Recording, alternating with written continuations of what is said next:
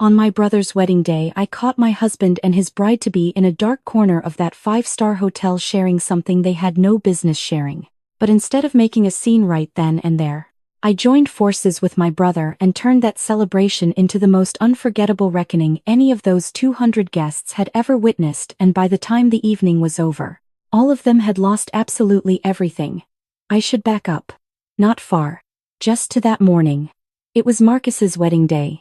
My brother 5 years older, the person who raised me after our parents were gone, the only family I had left, was getting married at Rosewood Manor outside Annapolis. And I had never seen him look the way he looked standing in that ballroom. Like he had finally stopped bracing for something. The venue was the kind of beautiful that feels almost unreal: white silk crystal chandeliers, flowers everywhere, 200 people dressed like they meant it. I was standing near the back of the room with Griffin's arm around my waist, watching my brother laugh with his groomsmen. And I remember thinking, this is what it feels like when everything is finally okay. Griffin squeezed my hand and leaned down, and said Vanessa looked like something out of a movie. I agreed. We had been married 5 years. He was an architect. He was kind and steady, and I trusted him the way you trust the floor under your feet without thinking about it, because it has never once given way. 10 minutes before the ceremony was supposed to start, I went looking for him. I just wanted a photo with him and Marcus before it all got loud. The back hallway was quiet. And then I heard a woman laugh, soft, low, somewhere ahead of me, and my feet slowed down before I understood why. The terrace door was open a few inches. I looked through the gap and I saw them. Griffin and Vanessa. Her dress was still perfect.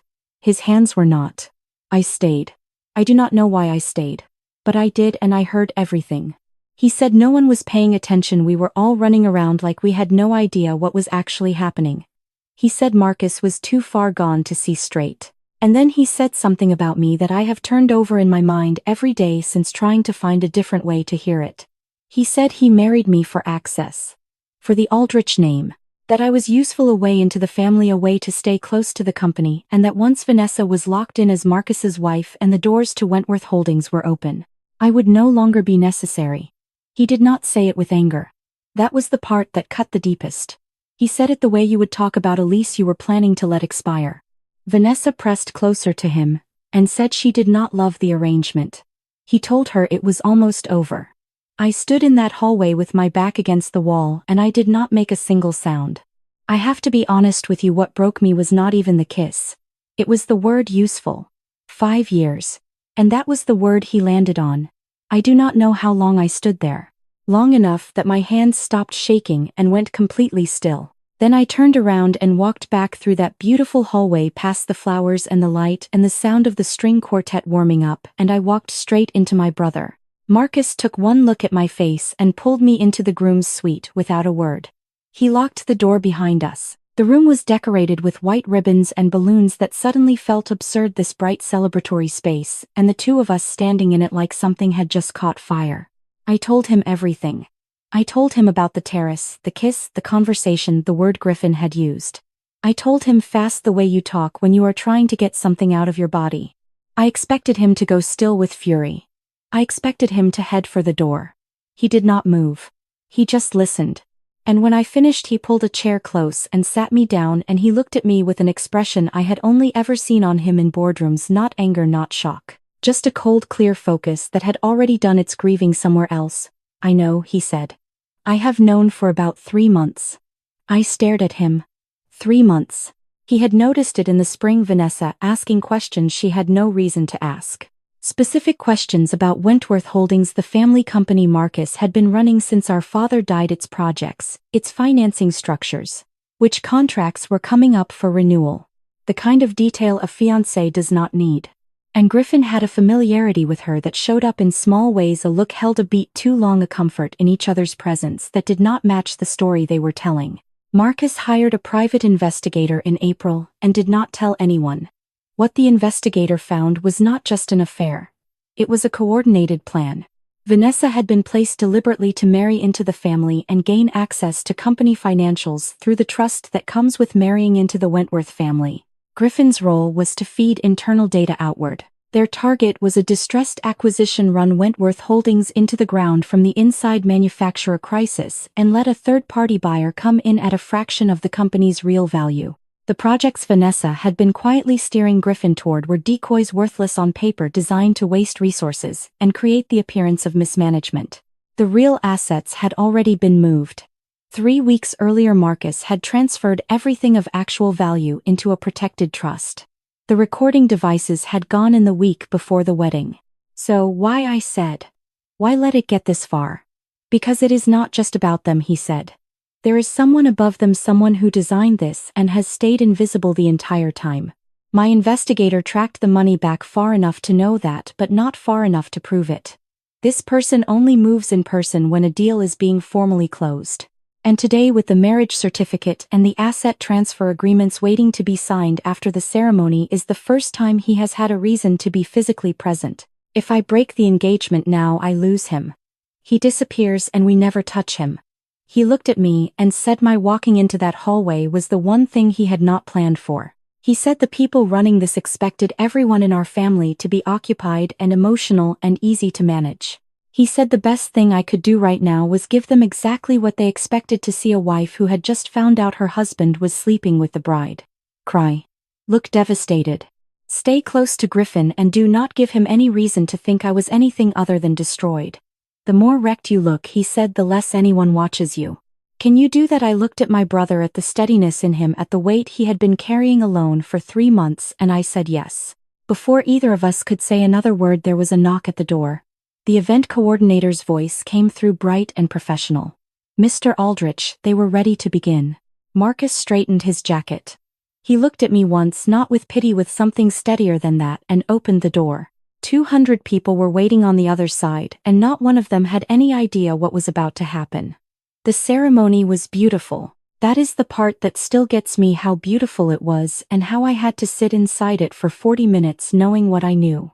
Griffin had his hand on my shoulder for most of it. He leaned over once and whispered that Marcus looked genuinely happy, that it was good to see, that we should do a vow renewal sometime. I rested my head lightly against his arm and said nothing. My eyes were still swollen. He assumed it was sentiment. I let him assume. The officiant was midway through the ring exchange when it happened. A woman's voice cut through from the middle of the guest seating, not loud, not hysterical, just firm enough that the room went quiet around it. I would put her at maybe 55, well-dressed, moving toward the stage with the composure of someone who had been rehearsing this moment for weeks. Her name was Patricia Doyle. And I would later learn that Marcus's investigator had reached out to her 2 weeks earlier after discovering that Vanessa had been engaged to her son for 5 years before abruptly ending things and moving on to my brother. Patricia had not needed much convincing to come. She had been looking for the right moment. Marcus had simply told her when it was. Patricia opened her bag and scattered photographs across the stage floor. Vanessa and a young man at what was clearly an engagement party. Vanessa in a different dress, different venue, same smile she had been wearing all morning. She told the room about the 5 years, the broken engagement, the money her son had lent Vanessa in the final months, several $1,000s that had never been returned. The room made a sound I can only describe as 200 people inhaling at the same time. Vanessa went white. Then her knees buckled, and she went down slowly, gracefully, in a way that had nothing accidental about it. One of her bridesmaids screamed. Several guests stood up. Marcus walked to the officiant and took the microphone. His voice was entirely calm. "She is not unconscious," he said. "And I think everyone here deserves to see what has actually been happening." He looked out at the room. Then he looked directly at Griffin. "I would like to invite my brother-in-law to join us up here." 200 people watched Griffin walk to that stage. He smiled on the way up, that easy practice smile I had seen him use in client meetings when he needed a room to like him, but his eyes were doing something different. He was calculating. He just did not have enough information yet to know what he was calculating against. Marcus put an arm around his shoulders like they were old friends at a backyard barbecue. He told the room that Griffin Shaw was one of the finest architects in the Mid-Atlantic, a devoted husband to his sister, and exactly the kind of man you want inside your family. He said it warmly. He said it like he meant every word. Griffin laughed once, uncomfortable, and started to say something about this not being the moment. The screens changed. The 2 large LED panels on either side of the stage had been running a slideshow all morning. Marcus and Vanessa at the beach at dinner, laughing in some sunlit kitchen. In 1 second that was gone. What replaced it was a fixed-angle shot of the back terrace. Timestamp in the corner. That morning. Griffin, and Vanessa. Her dress. His hands. And the audio clear, unhurried playing through speakers positioned for a wedding ceremony filling every corner of that room. I sat in the front row and I did not look away. I had made myself a promise in that hallway if this moment came I would not hide from it, so I watched the screen. I let the tears come because they were already there and there was no reason left to hold them. Around me I could feel the room shifting, the stillness, the small sounds, the way 200 people stopped breathing at slightly different moments as they understood what they were hearing. Griffin's voice through those speakers saying I was a shield. Saying I was useful. Saying it was almost over. I want to tell you something, honestly the first time I heard those words I was alone in a hallway and I had the wall to lean on. The second time I was sitting in a room full of people who had just spent the last hour toasting my marriage. There is no version of that which does not take something from you permanently. Griffin turned from the screen and told the room it was edited. That it was taken out of context. That there was an explanation. His voice had lost the easy quality entirely, it was just sound now filling space, not convincing anyone. A few people near the back were already on their feet. Marcus let him finish. Then he reached into the inside pocket of his jacket and produced a manila folder. The affair, he said, is actually the least complicated part of this. Marcus set the folder on the podium and let the room settle for a moment. When he spoke again, his voice had changed register, quieter, more deliberate, the way he sounds when he is closing something important. He said he wanted to tell everyone a short story. About a fox who wanted a hen house but knew he could not take it directly, the locks were too good, the owner too alert. So he found two people willing to work for him. He sent one of them in through the front door with a smile and a ring on her finger.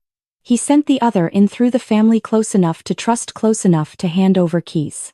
The plan was simple. Let them get comfortable. Let them get access. Then from the outside the fox would start applying pressure, manufactured debt, internal confusion, a reputation quietly undermined. And when the hen house looked distressed enough, he would come in with an offer. Pennies on the dollar, perfectly legal on the surface, and no one would ever be able to prove the distress was engineered. Marcus looked up from the podium. The hen house is Wentworth Holdings.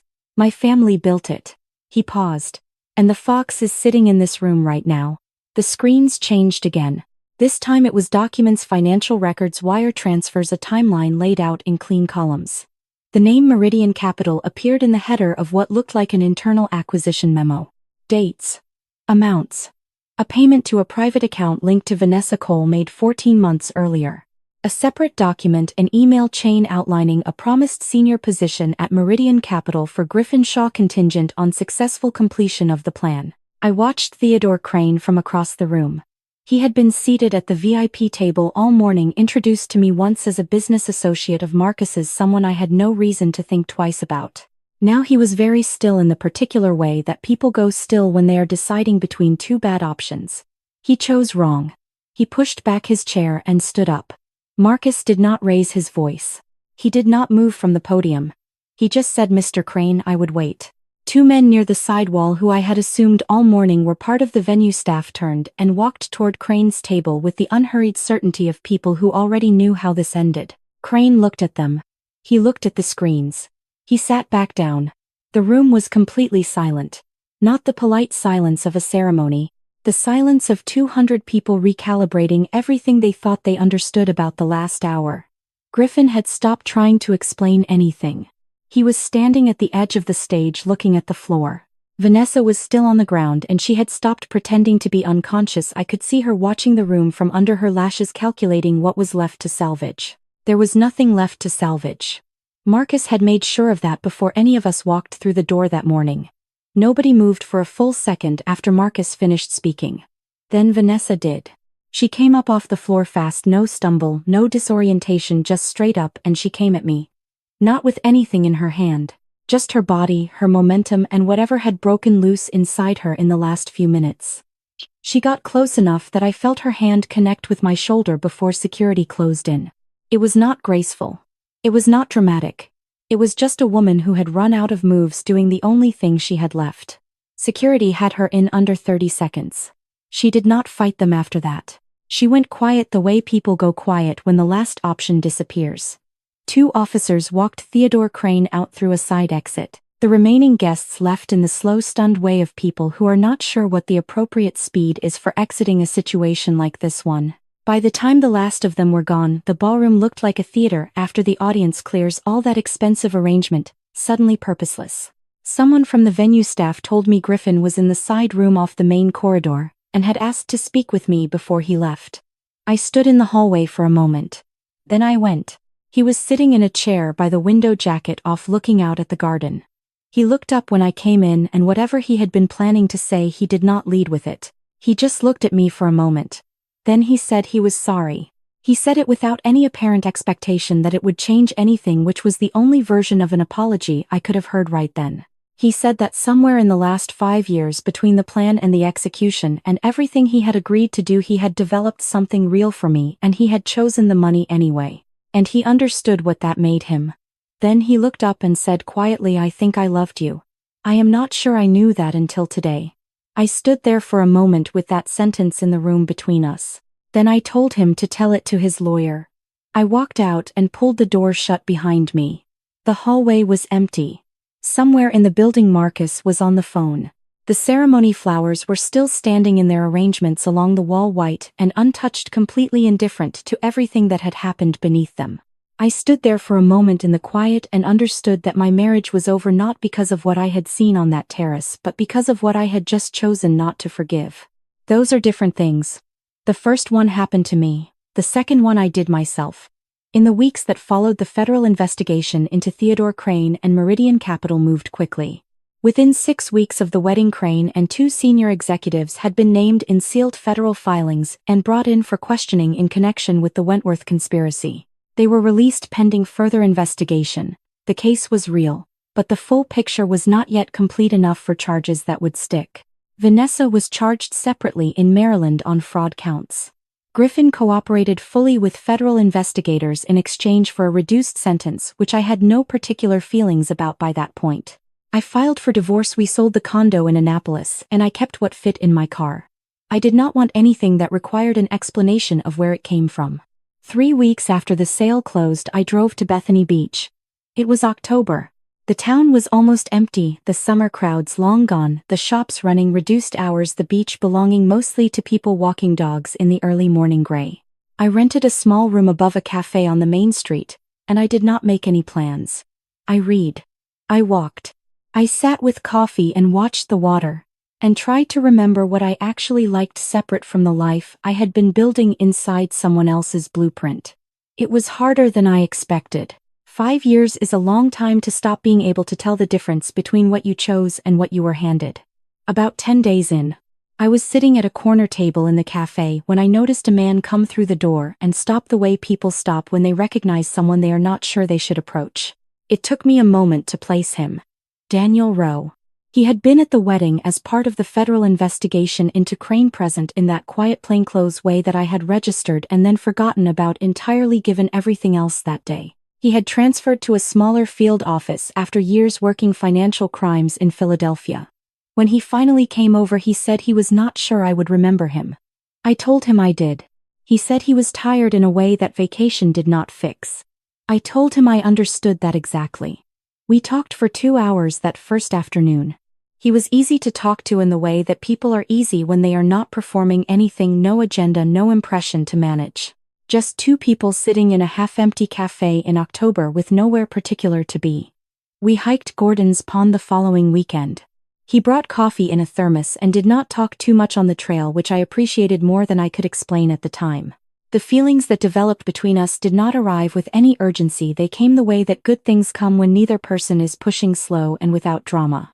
Each conversation leaving something small behind that the next one built on. One evening, sitting on the seawall watching the light go flat over the water, he told me he would like to be the person who helped me write whatever came next. He was not asking for an answer. I did not give him one in words. I took his hand and we stayed there until it was dark and the cold came in off the water. And neither of us moved. 2 years passed in the way that good years pass quickly and full. We married on the beach in a small ceremony with the people we actually loved in attendance. Our daughter Nora was born the following spring. Marcus rebuilt Wentworth Holdings into one of the stronger regional firms in the Mid-Atlantic corridor, the kind of company that attracts the right attention for the right reasons. He remarried quietly about a year after that, a woman named Claire who made him laugh at dinner the way I had not seen him laugh in years. We had dinners on Sundays. We had ordinary weeks.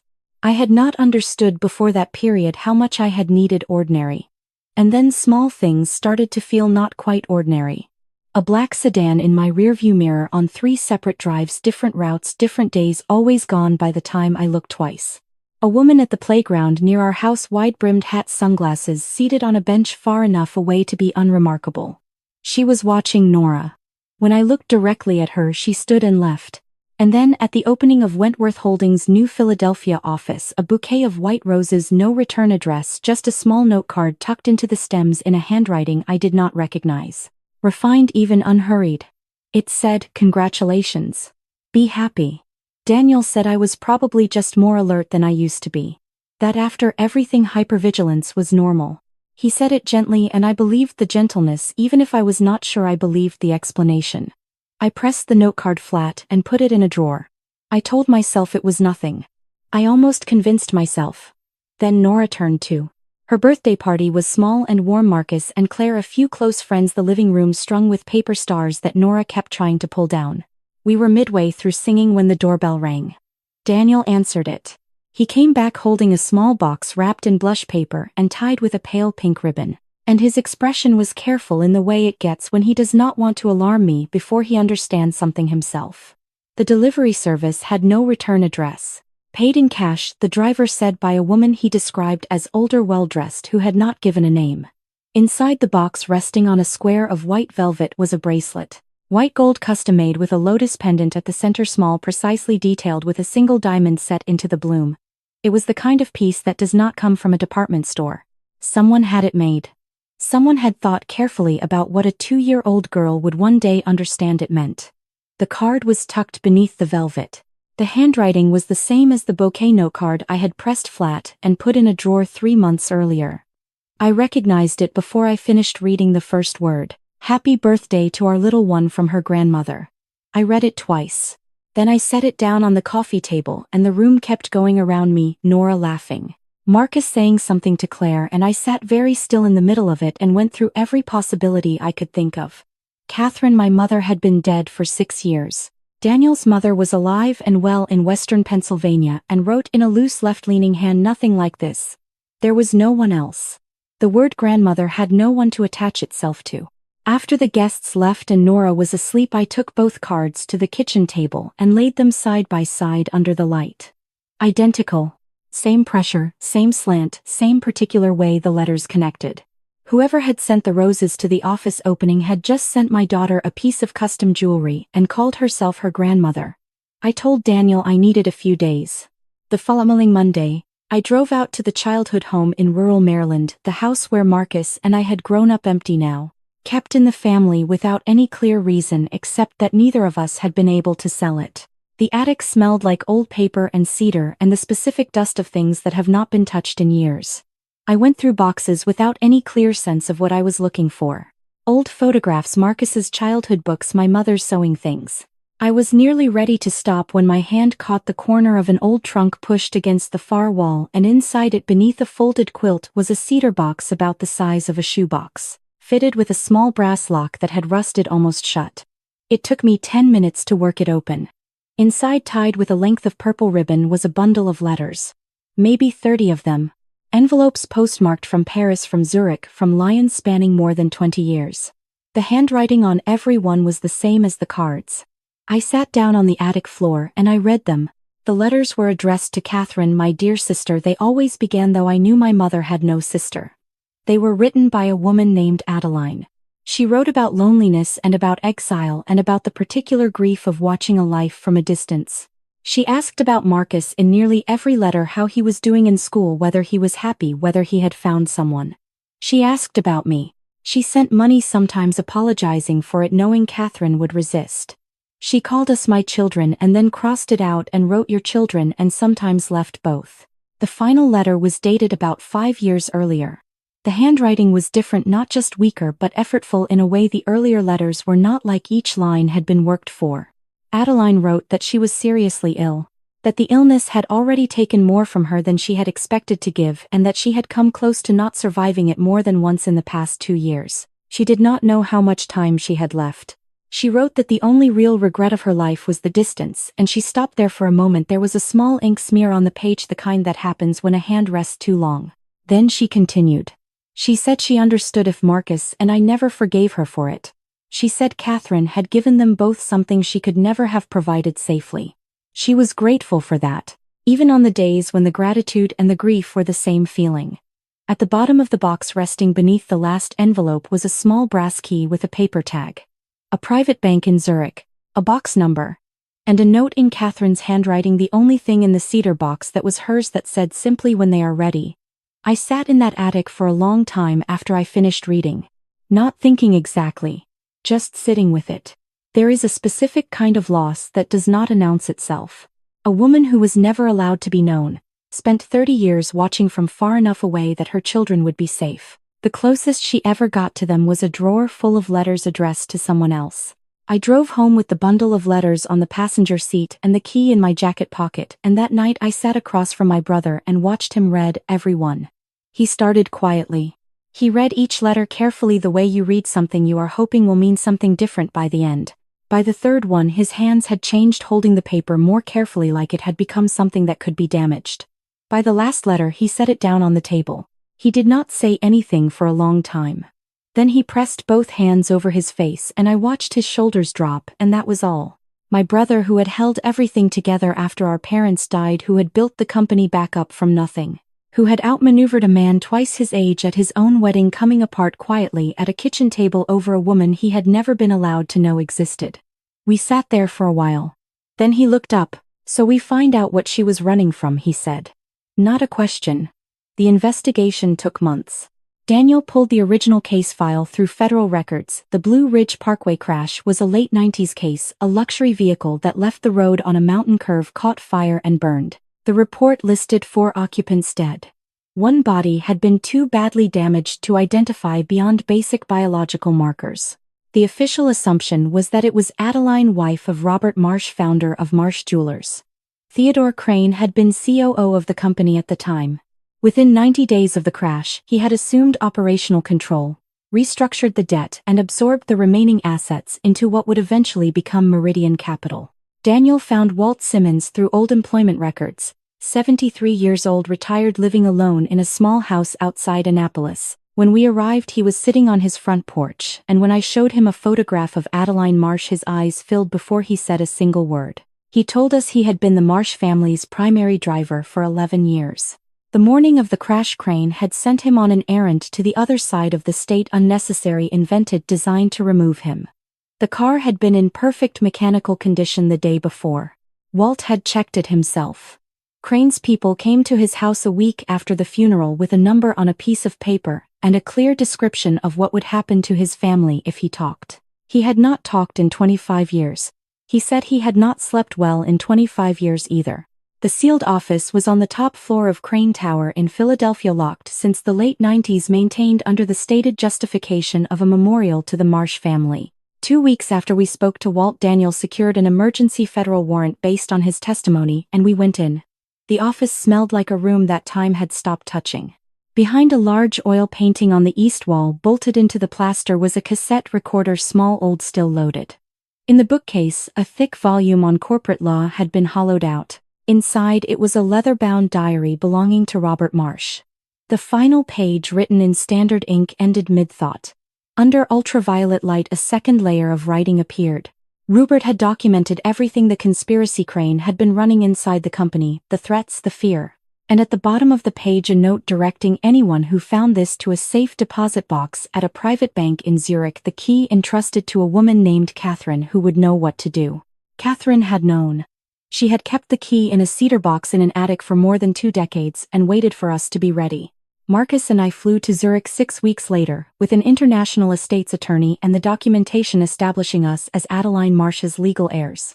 The box held what the diary had pointed us toward: original contracts bearing Crane's signature, internal account records showing diverted funds, a series of agreements that made the manufactured collapse of Marsh Jewelers impossible to explain as anything other than deliberate. It had been sitting in a vault in Switzerland for 25 years waiting for someone to come and pick it up.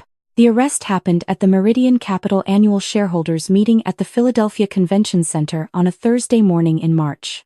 By then the federal case had grown well beyond the Wentworth conspiracy. It now carried the weight of the Marsh evidence, Walt's testimony, and Crane's own recorded voice.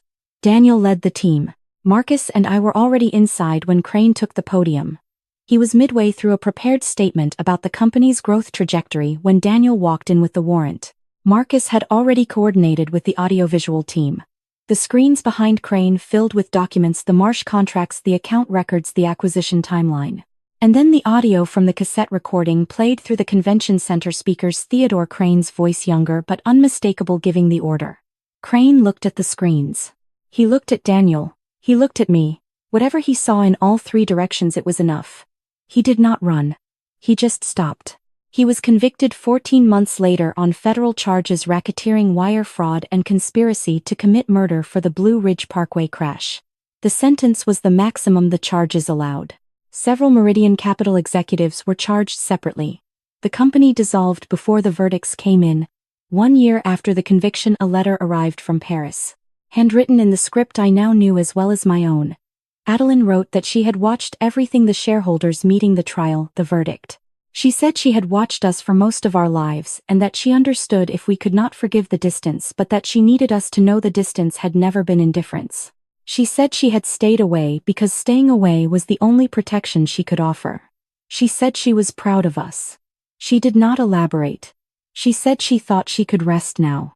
She had died 3 days after the verdict. She had been living with serious illness for years by then, holding on with the particular stubbornness of someone who had decided she was not finished yet. A private room in Paris, overlooking a courtyard. That was all the hospital record said, and somehow that was enough. Marcus and I did not say much when we read it. We just held on to each other for a while in his kitchen, and I let myself understand something I had been working toward for months: that neither of them had abandoned us. Not Catherine, who raised us and kept the secret and left a note that said when they are ready. Not Adeline, who watched from a distance for 30 years, because that distance was the only thing standing between us and the man who had already destroyed one family. We were always what they were protecting. Both of them. The whole time. We established the Adeline Catherine Foundation that fall. Named for both of them, orphaned children and women rebuilding after crisis. It was the only way we knew to make what they carried mean something beyond the weight of it. Daniel and I married at Bethany Beach on a Saturday in June, small and unhurried, the people we loved most standing on the sand in the early evening light. Walt Simmons came. He brought a photograph of Robert and Adeline Marsh Young standing together somewhere sunny in a plain wood frame he had clearly chosen carefully. He pressed it into my hands without saying much. I held it for a long time. At dusk on the last evening of that year, I stood on the beach with Nora on my hip and Daniel beside me, the water going pink and then gray. Nora pointing at something in the distance with the total certainty of a 2-year-old who has not yet learned to doubt what she sees. I have thought a lot in the time since about what I would have done differently. Whether I would have seen it sooner. Griffin, the plan, the careful architecture of a life built around access to someone else's. Whether the signs were there, and I just was not looking. I do not know the honest answer to that. But I think about you hearing this, and I want to ask you something directly. If the person closest to you had been placed there deliberately, they had spent years building your trust as a strategy rather than a choice, do you think you would have known? Or is that exactly the kind of thing that only becomes visible once it is already over?